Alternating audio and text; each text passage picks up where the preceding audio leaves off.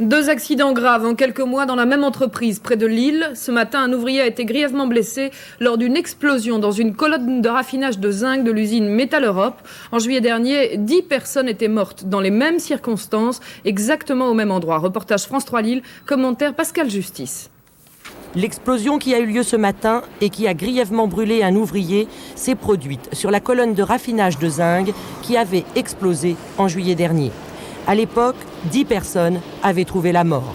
Le personnel de l'usine Métal Europe de Noyelles-Godault était encore sous le choc du drame quand a eu lieu ce matin la nouvelle explosion.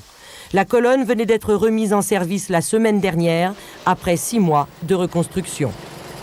Nous avons complètement revu tout le code de procédure avec l'inspection du travail, de façon à ce que, aussi bien en ce qui concerne la livraison de la colonne, sa mise en chauffage, son fonctionnement et son arrêt éventuel, tout du point de vue des procédures soit fait pour qu'il n'y ait aucun risque d'accident apparent. Mais pourtant, il y a eu accident. Il y a eu accident, nous n'avons pas d'explication sur cet accident, mais sachez une chose, c'est que nous avons obtenu toutes les autorisations administratives nécessaires pour remettre cette colonne en route. Elle est complètement neuve, elle a 5 jours. En réalité, aucune autorisation de remise en route n'est nécessaire pour relancer une colonne de ce type.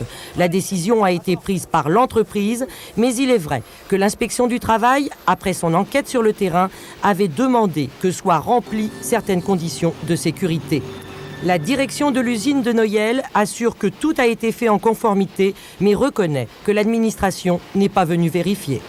Mais faudrait-il pas arrêter les 10 colonnes puisqu'on ne connaît pas la cause du sinistre? Les 9 autres colonnes n'ont jamais eu le moindre problème depuis l'an de grâce 1964. Pourtant, ce soir, 3 autres colonnes ont été arrêtées.